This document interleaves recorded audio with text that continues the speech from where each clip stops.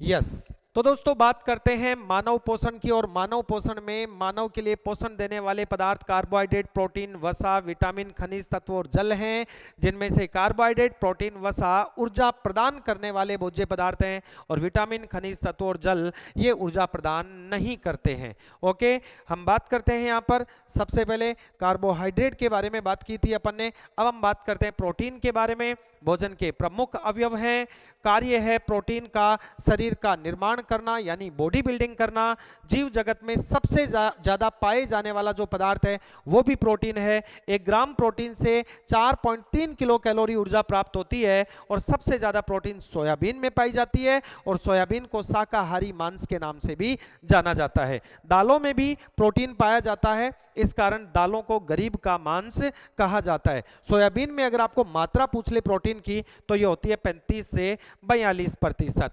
Then अपन ने बात की कि प्रोटीन की कमी से अभाव रोग होते हैं और ये जो अभाव रोग होते हैं ये सामान्यतः बालकों में होते हैं। और 2 प्रकार के अभाव रोग होते हैं, जिनमें एक का नाम है क्वाशियोरकर, दूसरे का नाम है मेरस्मस। ये जो मेरस्मस है इसे सूखा रोग भी कहते हैं।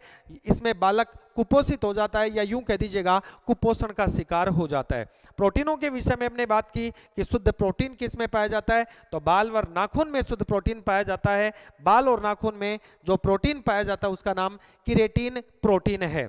ये घुलनशील होते हैं, अर्थात जल या वसा इनमें बाल और नाखून नहीं घुलते हैं और घुलनशील होने के कारण इनका उपयोग हम भोज्य पदार्थ के रूप में नहीं करते। जबकि शुद्ध प्रोटीन है लेकिन फिर भी भोज्य पदार्थ के रूप में उपयोग नहीं करते क्योंकि अघुलनशील है और अघुलनशील पदार्थों का हमारे शरीर में पाचन नहीं होता है।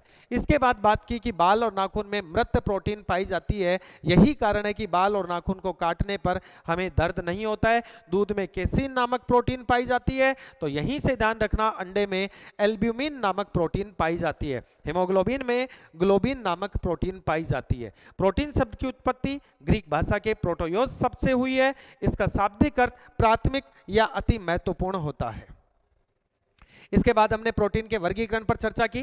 प्रोटीन का वर्गीकरण है, रेशेदार प्रोटीन होते हैं, एक गोलिकाकार प्रोटीन होते हैं। जो रेशेदार प्रोटीन होते हैं उसमें उदाहरण है किरेटिन जो बाल और नाखून में पाया जाता है और मायोसिन जो है ये मांसपेशियों में पाया जाता है। ये दोनों ही रेशेदार प्रोटीन के उदाहरण है। गोलिकाकार प्रोटीन में एल्ब्यूमिन अंडे में पाया जाता है, हीमोग्लोबिन रक्त में और इंसुलिन अग्नाशय ग्रंथि में पाया जाता है या अग्नाशय ग्रंथि की बीटा कोशिकाओं के द्वारा स्रावित किया जाता है। इसके बाद हमने बात की प्रोटीन के विषय में, लेकिन उससे पहले अग्नाशय के बारे में हमने देखा कि अग्नाशय जो है ये अग्नाशय, यकृत, पित्ताशय ये ड्यूडिनम में पाए जाते हैं। अग्नाशय में 3 प्रकार की cell, alpha cell, beta cell, delta cell होती हैं। अल्फा सेल ग्लूकागोन का, बीटा सेल इंसुलिन का और गामा या डेल्टा सेल सोमेटोस्टेटिन हार्मोन का निर्माण करती है, श्रावण करती है। और सारे के सारे हार्मोन या एंजाइम प्रोटीन होते हैं, लेकिन सभी प्रोटीन हार्मोन या एंजाइम नहीं होते हैं। देन बात की अपन ने प्रोटीन के परीक्षण। तो प्रोटीन से संबंधित 3 परीक्षण होते हैं, जिनमें एक है बायूरेट परीक्षण, एक है जेंथोप्रोटिक परीक्षण, एक है निनहाइड्रिन परीक्षण। और फिर हमने फैक्ट के रूप में लिखा कि प्रोटीन ऐसे भोज्य पदार्थ हैं जो सबसे अंत में ऊर्जा प्रदान करते हैं, जबकि सबसे पहले ऊर्जा प्रदान करने वाला पूछे तो वो हो जाता है कार्बोहाइड्रेट। और इसके बाद बात की वसा के लिए। ये चिकनाई युक्त भोज्य पदार्थ हैं, जैसे तेल, घी आदि के अंदर वसा पाई जाती है। 1 ग्राम वसा से 9.3 किलो कैलोरी ऊर्जा प्राप्त होती है। और सबसे ज्यादा ऊर्जा प्रदान करने वाले भोज्य पदार्थ भी कौन है? वसा है।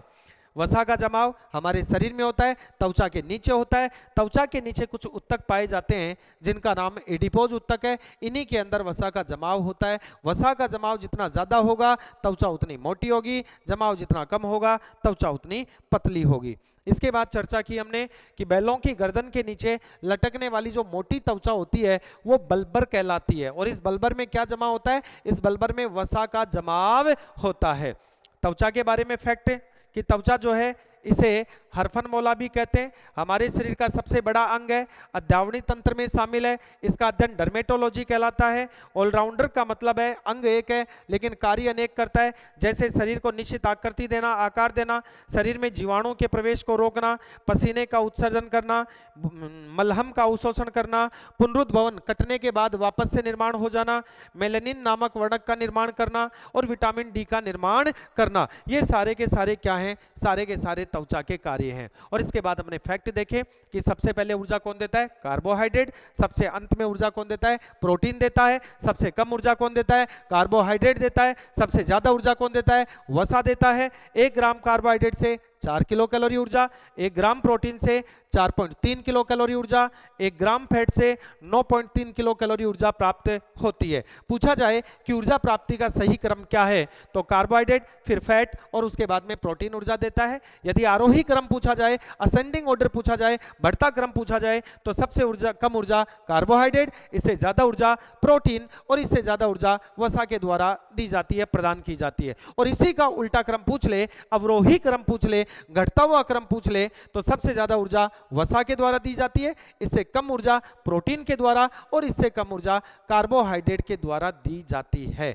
ओके दोस्तों, तो ये था आज का सेशन। फिर मिलेंगे अगले सेशन में कल, तब तक के लिए सभी को नमस्कार।